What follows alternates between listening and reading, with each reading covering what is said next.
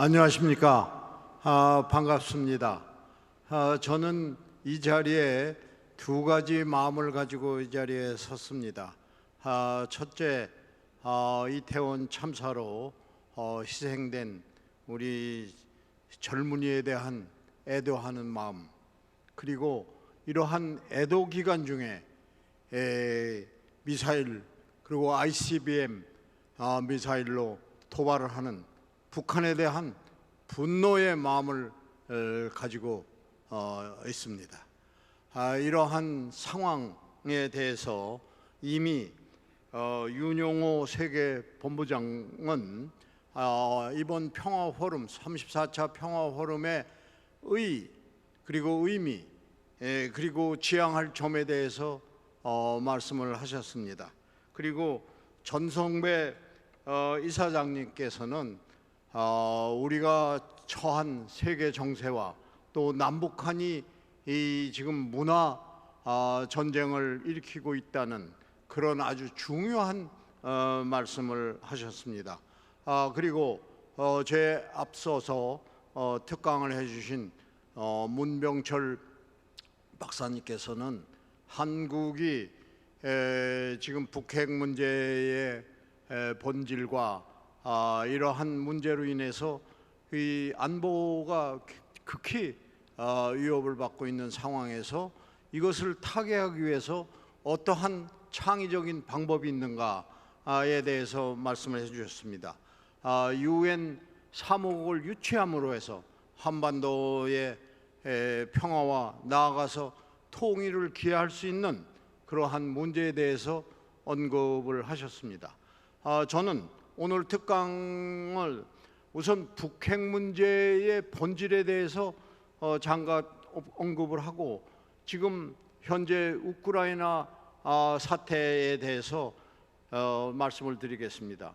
우크라이나 사태와 한반도 안보 상황은 극히 긴밀하게 연관이 되어 있습니다.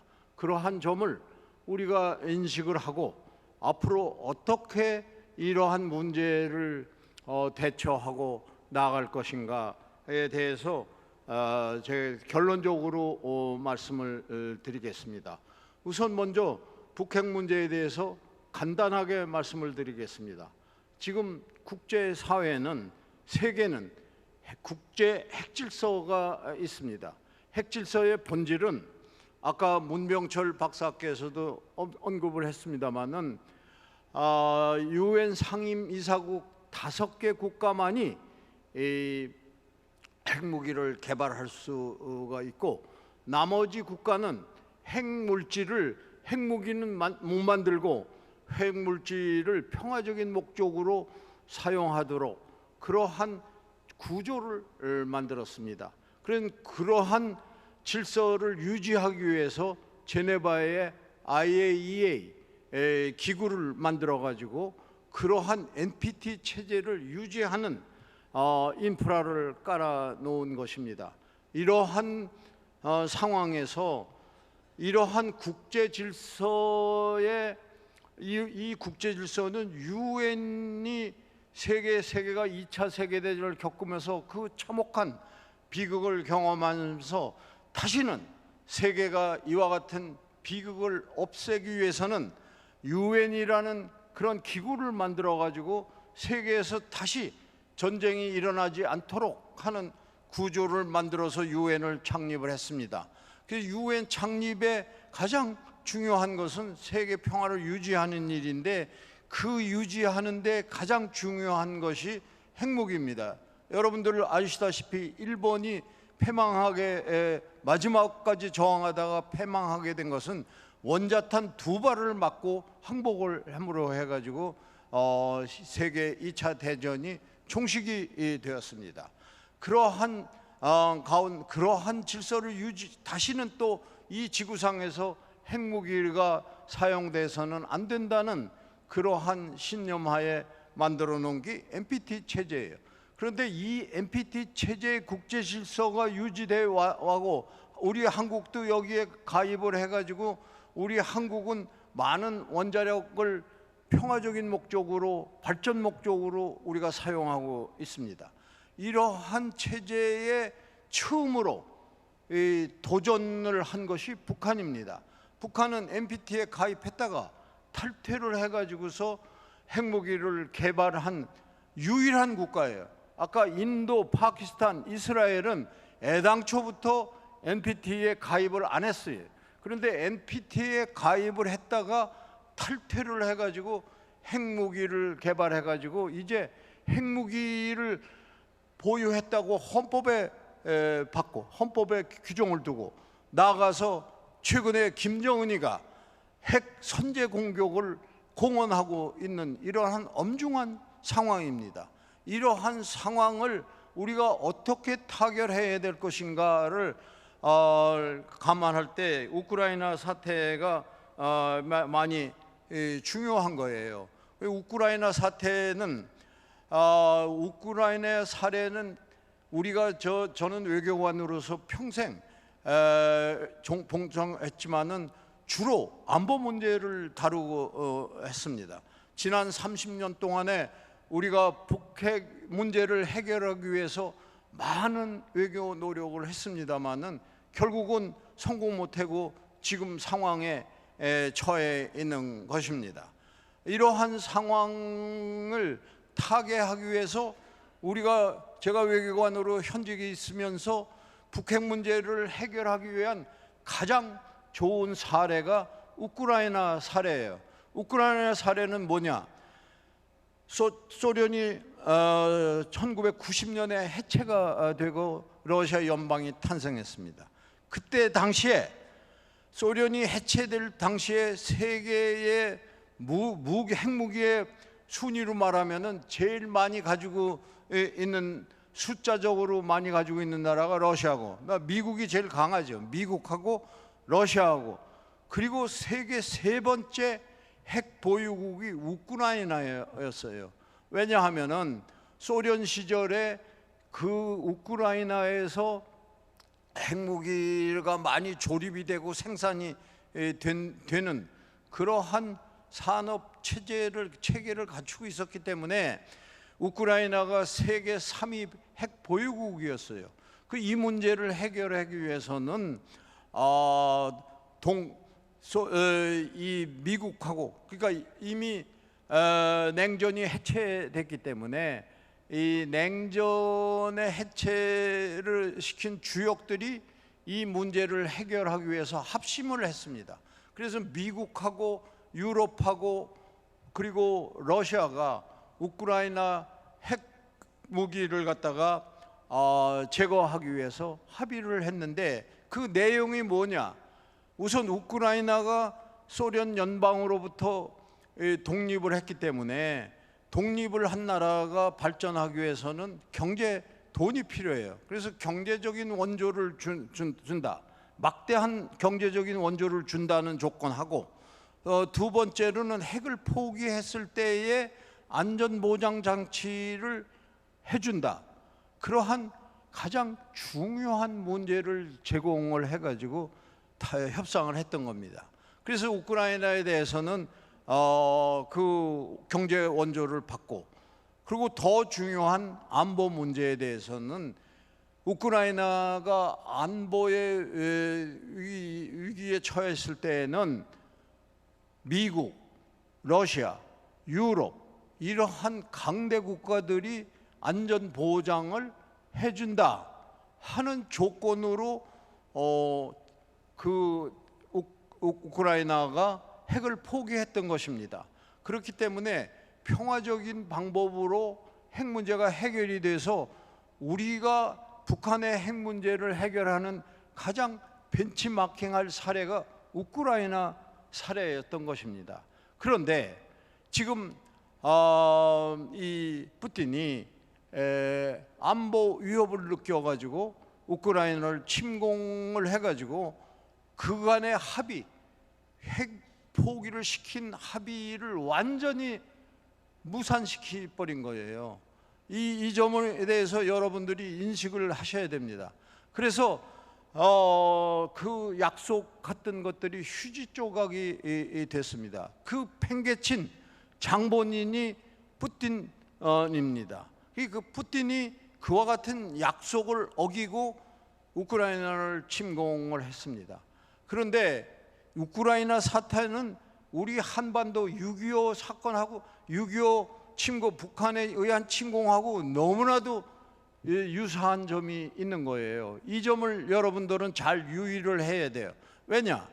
북한이 한국을, 우리 남한을 침공했을 때에 우선 박헌영이라는 인물이 남반도의 혁명 기지를 다 만들어 놨으니까 무력만 침공하면은 바로 남한에서도 혁명이 일어나 가지고서 바로 하루아침에 공산화할 수 있다는 그렇게 했습니다. 그러나 여기에 대처한 이승만 박사의 놀라운 선견지명이 있었어요.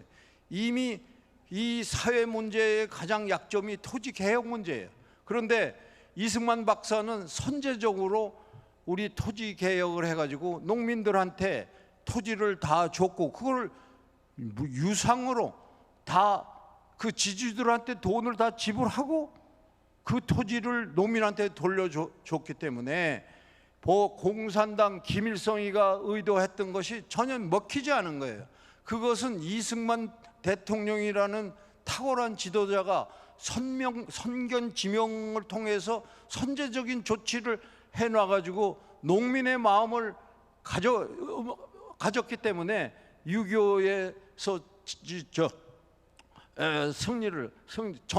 정전으로 끝난 것입니다.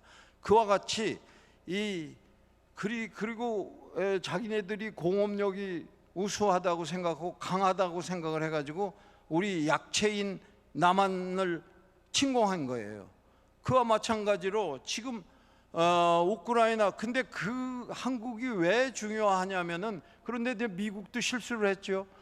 여러분들 에치슨 라인이라는 것을 해가지고 미국의 방어선 라인을 선언했을 때에 한반도를 배제시키고 선언을 한 거예요.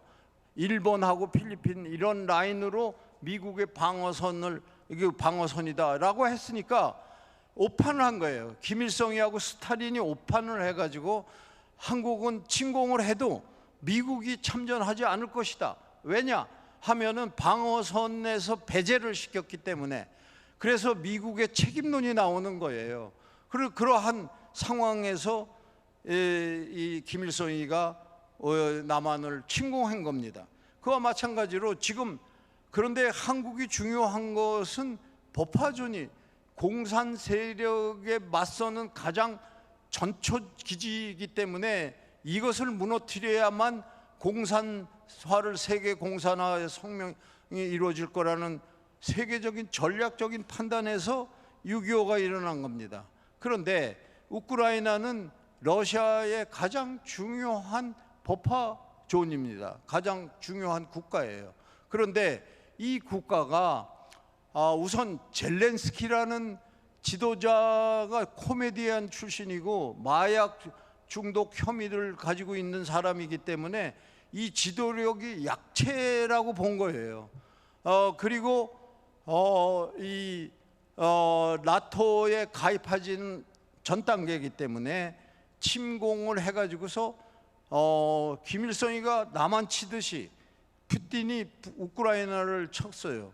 그래서 한 것이 오늘날 이러한 사태입니다. 그렇기 때문에 여러분들한테 말씀드리고 싶은 것은 우크라이나 사태와 우리 한반도 6.25 사건이 굉장히 유사점이 많다. 그래서 그리고 이 우크라이나 사태로 가장 고무를 받은 나라가 북한이에요. 북한은 이거를 핵을 포기해야 말까 하는데 우크라이나 사태로 인해서 북한이 인식한 게 뭐냐? 우선 핵을 포기하면은 침공을 당할 수 있다.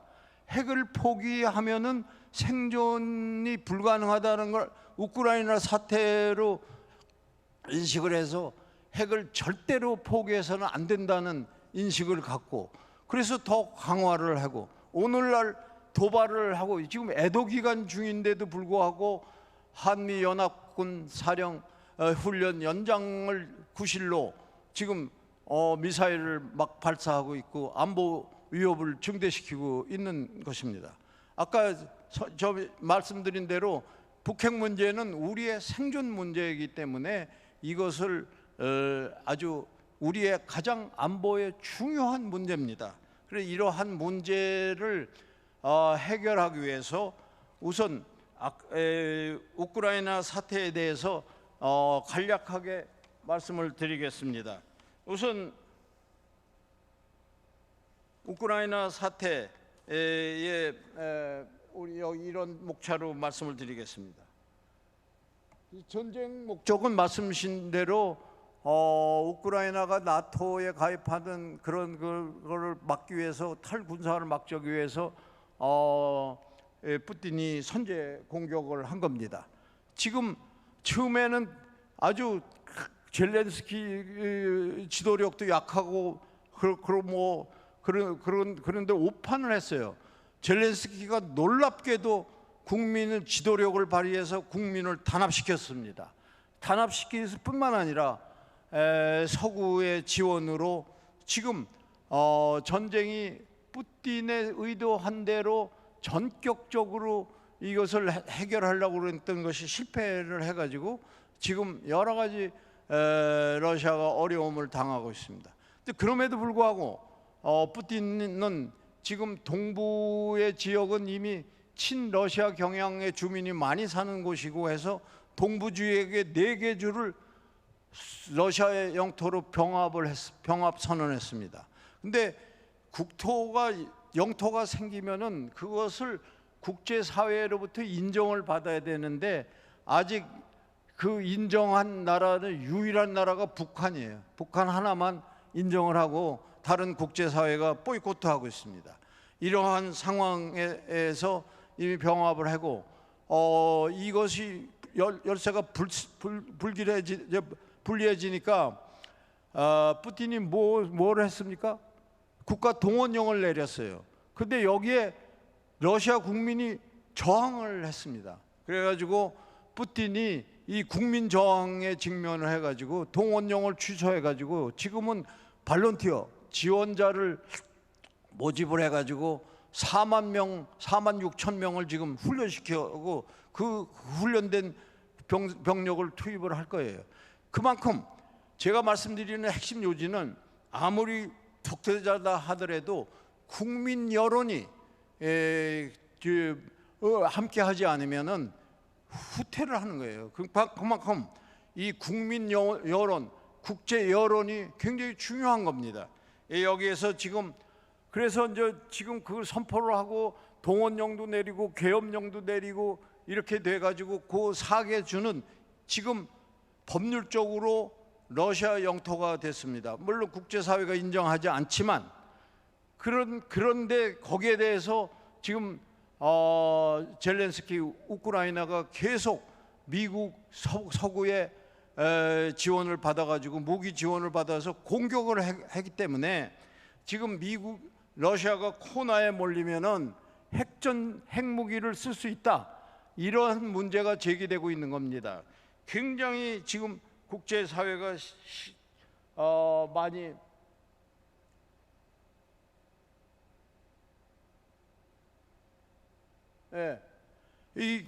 그런 겁니다. 그래서 지금 이 푸틴이 지금 제가 러시아 대사로 가보니까요, 러시아 국민, 러시아 지도층이 생각하는 세계관이 완전히 달라요. 우리는 미국 중심 그리고 UN 중심 이러한 질서가 그래도 규범적이고 또 보편성을 추구하고 그렇기 때문에 우리 세계 평화에 좋은 질서라고 해서 우리가 지원하고 있고 지지하고 있는 겁니다. 그런데 러시아의 국민과 푸틴은 생각이 다릅니다. 거기는 세계관이 일극 중심, 미국 중심의 세계 질서가 오히려 평화를 파괴한다고 생각해요. 그래서 더 안전한 국제 질서는 강대국인 미국과 러시아와 중국이 강대국이 협의를 해서 그렇게 다극적인 국제 질서가 더 세계 평화에 기여한다고 생각을 해요. 그래서 사고 방식이 다른 거예요. 그래서 푸틴의 세계관은 지금 현재 기존의 국제 질서보다는 러시아, 중국, 미국이 그러한 삼국을 하는 국제 질서로 가는 것이 러시아한테 유리하다고 보고서 그러한 것을 추구하고 있습니다. 그러니까 세계관이 다르고 이러한 세계관에 의해서 우크라이나를 침공을 한 겁니다. 그러니까 이러한 생각이 다르다 이겁니다. 그렇기 때문에 지금 이러한 사태가 벌어져 가지고 지금까지 70년 동안의 냉전 체제가 이루어져 가지고 우리가 70년 동안 그래도 전쟁 없이 살았죠. 근데 지금 우리가 전쟁 없이 70년을 견딘 거는 핵무기라는 가공한 무기가 서로 있기 때문에 소위 말하는 공포의 균형에 의해서 지금까지 평화가 유지가 된 거예요. 그런데 이러한 질서를 지금 신냉전 시대가 도래를 했습니다. 그런데 이 신냉전 그래서 이제 냉전 시대는 소련이 해체됨으로 해서 유럽에서는 냉전 체제가 무너졌는데 동북아에서는 아직도 북한이 핵 무기로 인해 가지고 이 세계 정세를 불안하게 만들고 있기 때문에 동북아에서는 아직 냉전 질서가 해소가 안 된 거예요. 여러분 잘 아시죠? 그래서 이 동북아에서는 냉전 질서가 계속되고 있습니다. 근데 세계적으로 이번 우크라이나 사태로 인해 가지고 신냉전 시대가 돌입이 됐는데 이것이 냉전 시대보다도 더 지금 여러 가지 불안 요소가 있어요. 그건 왜냐? 지금 세계가 어느 때보다도 국제적인 이슈가 등장을 했어요. 지금 대표적인 경우로 기후변화라든지 코로나라든지 이런 세계적인 도전이 있는데 이 도전을 해결하기 위해서는 국제 협력이 필요한 거예요. 지금 국제 질서가 유지되는 것은 국제적인 거버넌스가 유지가 됐기 때문에 이루어진 거예요.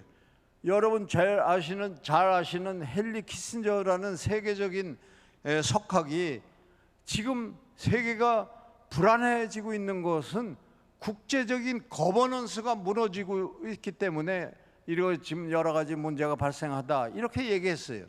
그래서 지금 그러한 국제적인 이슈 때문에 협력이 필요한 상황에서 강대국 간의 분쟁이 일어나 가지고 이 세계 질서가 더 불안해졌어요. 그래서 지금 제가 말씀드리는 거는 냉전, 우리가 경험했던 지난 70년간의 냉전보다도 더 위험한 시대에 우리가 살고 있다는 겁니다. 그래서 거기에다가 지금 미국이 소련이 자기가 불리하게 되면 전술핵을 쓰겠다 막 이렇게 공언하고 있는데 또 거기에 덩달아서 거기에 고무된 김정은이도 따라서 자기도 핵 선제 공격을 하겠다고 언급을 했잖아요. 그렇게 해서 우리가 불안을 하고 일본도 지금 불안해가지고 대피 훈련하고 있습니다. 이러한 세계 정세를 불안시키는 이 독재 국가에 대해서 우리가 지금 경해야 됩니다. 시간이 많지 않기 때문에 이 우크라이나 사태를 인해 가지고서 여러 가지 문제가 일어났는데 지금 곡물 문제도 지금 곡물이 우크라이나가 세계 3대 곡창지대예요. 여기가 이렇게 불안하니까 곡물이 공급이 안 되고 있습니다. 그게 안 되면은 이게 중동 아프리카에서 전에 그 오렌지 혁명 그 혁명 난 거 알지요? 그 사태가 재발해야 됩니다. 왜냐하면 식량이 부족하면은 국민이 살 수가 없기 때문에 폭동을 일으키서 정세가 불안해진 거예요. 세계 정세가 불안하게 세계적인 파장을 일으키고 있는 게 우크라이나 사태예요.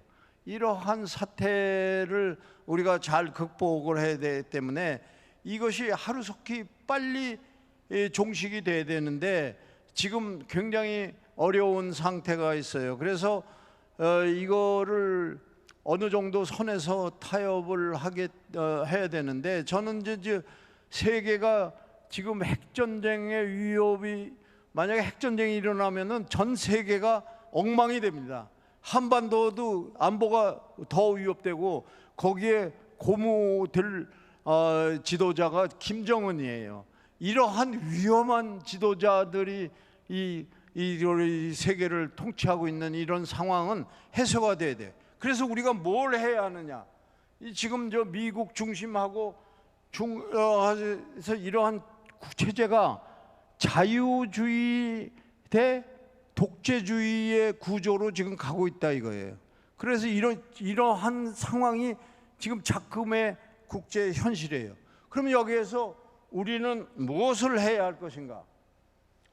이러한 이제 미국이 여태까지는 중국하고 경쟁하더라고 하다가 러시아까지 이제 해가지고, 미국은 중국하고 러시아로부터 오는 도전에 대처를 해야 되기 때문에 전략도 다 바꾸고 다 하고 있습니다.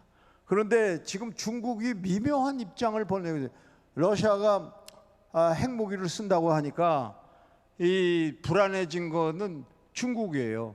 이 북한 핵은 우리한테도 위협이지만 중국한테도 위협이 된 거예요. 말씀드린 대로 이 북한은 핵 질서에서 저항을 하고 있고 국제 핵 질서 유엔에 저항을 했기 때문에, 지금 여러분 유엔이 창립 이래 가장 강력한 제재를 취하는 이유를 알고 계십니까? 그것은 바로 유엔의 목적을 하고 있는 거기에 도전을 하기 때문에, 지금 유엔 창립 이래 가장 강력한 제재를 북한한테 가하고 있는 것이 유엔 존립과 관련이 있기 때문입니다. 그렇기 때문에 우리는 그것을, 이 북한의 핵 문제는 강대국을 위협하는 요소가 있기 때문에 우리가 강대국의 협력을 받을 수가 있는 거예요. 그래서 이러한 상황 속에서 우리가 선택할 건 뭐냐? 대한민국은 지난 70년간 냉전 시대에 우리가 자유진영에 속해 가지고 번영을 해서 세계에서 가장 성공한 나라입니다. 미국이 강대국이기 때문에 수많은 전쟁에 개입을 했는데 거기에서 가장 성공을 한 지역이 한반도예요. 그러니까 미국이 세계에 자랑할 수 있는 것은 우리 대한민국의 경제 발전, 그리고 대한민국의 현재 위상입니다. 여러분, US 월드 뉴스가 세계 강대국 10개국을 공표를 했는데 대한민국이 역사상 처음으로 세계 6강에 올랐습니다. 6강. 제일 센 나라가 미국이고, 이거 박수 쳐야 됩니다. 6강에 올랐어요. 그것은 제일 강대국이 미국이고, 그 다음에 러시아고, 중국이고, 러시아고, 인도고, 독일이고, 독일 다음에 한국이에요. 한국 다음에 영국이고, 그 다음에 일본이에요. 일본이 세계 8위 강대국으로 했어요. 일본이 아주 기가 막히게 놀랄 일이에요. 대한민국이 세계 6대 강대국으로 US 월드지가 보도를 했습니다. 그리고 7위가 영국이고, 그 다음에 UAE고, 이스라엘의 10위예요. 그것은 기준을 가지고 한 거예요. 그만큼 한국이 방위력을 가지고 있느냐, 그리고 전쟁을 하면 싸울 의지가 있느냐, 그러한 것을 종합으로 다 판단해 가지고 매긴 순입니다. 그만큼 한국이 강대국이 됐기 때문에 이러한 상황에서 우리가 선택해야 될 것은 뭐냐? 우리가 지난 말씀드린 대로 70년 동안 가장 성공한 국가가 대한민국이에요. 근데 대한민국이 이렇게 성공을 했으면은 강대국은 책임이 있어야 돼요. 그래서 이 국제 질서를 위해서 이 노력을 해야 돼요. 국제 질서가 안정이 돼야 한반도 도 안정이 되고 국제 질서와 한반도의 상황이 아주 밀접하게 연결이 되어 있다는 것을 여러분 아셔야 됩니다. 그래서 국제 질서가 우리한테 유리하도록 참여를 하고 역할을 해야 된다는 것이 제 주장입니다. 여러분 동의하십니까?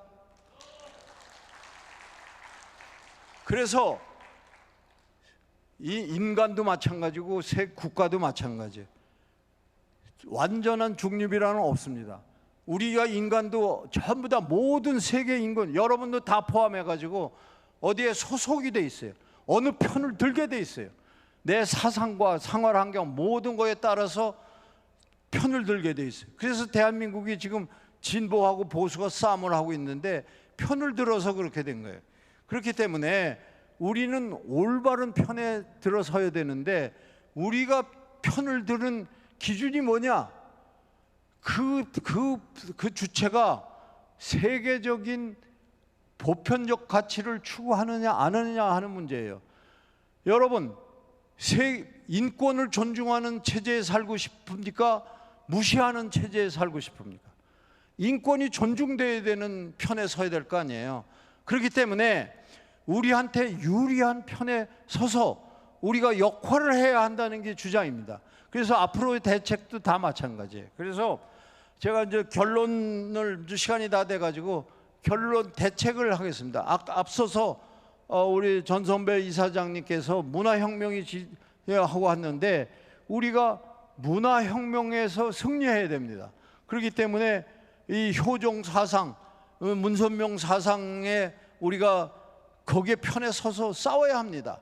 그래야 우리가 승리할 수 있고 앞으로의 세계 질서가 좋은 방향으로 나가고, 그러니까 그 보편적 가치를 추구하는 세계로 나가고, 그게 우리가 거기에 하나의 강력한 멤버가 돼가지고 질서를 우리한테 만들고, 그리고 한반도 문제를 해결해야 돼요. 그리고 한반도 문제를 해결하는 데 있어서 아까 우리가 문화 전쟁에 이겨야 하고, 그리고 중요한 것은 우리 문병철 박사님이 유엔을 끌어들이고 다 해야 되는데 이것도 남북이 합의해야만 가능한 일이기 때문에 김정은이가 있는 한 유엔 사무국 유치가 불가능해요. 그렇기 때문에 어떠해야 되느냐? 우리는 제가 이제 마지막으로 결론적으로 말씀을 드리겠습니다. 우리는 보편적인 가치를 추구하는 질서를 동참하고 지지해야 됩니다. 그래서 역할을 해야 됩니다. 그렇기 때문에 그런데 아무리 독재자라다 하더라도 민심에 반해서 행동하지 못합니다. 지금 푸틴도 동원령 내렸다가 민심이 위반하는 바람에 취소했어요. 지금 김정은이도 이렇게 도발을 하고 더군다나 애도 기간에 이러한 도발을 행위를 하면은 여러분들 분노하지 않습니까? 여러분 분노하시죠? 이 분노하는 이 심정, 이게 우리의 무기입니다. 그래서 이와 같은 사상을 전파하고 할 필요가 있어요. 저도 평생 외교관을 한 사람입니다. 외교관 생활을 해가지고 저는 외교관 생활하면서 한반도의 안정을 추구해왔고 그 안정 바탕 위에 통일의 기반을 닦도록 평생 노력한 사람입니다. 그런데 퇴임하고 보니까 문선명 총재는 한반도뿐만 아니라 세계의 전체 평화를 위해서 노력하시고 인프라를 까신 분이에요. 고르바초프도 만나시고 김일성이도 만나가지고 김일성 주석한테 분명하게 얘기했어요. 여러분 신이 주체사장 가지고는 안 된다. 그것을 공공연하게 주장한 사람이 누굽니까? 문 총재님은 그것을 분명하게 하셨습니다. 그렇기 때문에 우리가 추구할 가치가 우리한테는 분명히 있는 것입니다. 이 가치를 위해서 노력하고 해야 됩니다. 제가 피스로드의 재단의 고문으로 취임한 배경도 은퇴를 해가지고 한국 정부를 위해서 일하다가 지금 세계 평화를 위해서 제가 동참하고 있어요. 한반도 통일은 남북한이 협의해야 되지만은 또 동시에 국제사회가 인정을 해야 돼요. 그래서 국제사회의 공감을 부르키기 위한 것이 지금 한학자 총재가 주관하시는 피스로드 운동이고 이런 거예요. 그래서 한반도 통일은 국제 협력이 반드시 있어야만 가능하기 때문에 그것을 추구하고 선봉에 서신 한학자 총재님의 그러한 평화 사상에 동참을 해서 저도 참여를 하고 있고요. 여러분들도 끝까지 이러한 운동에 참여를 해가지고서 성과를 얻도록 노력해야 됩니다. 이 말씀을 드리고 제 강연은 마치겠습니다. 감사합니다.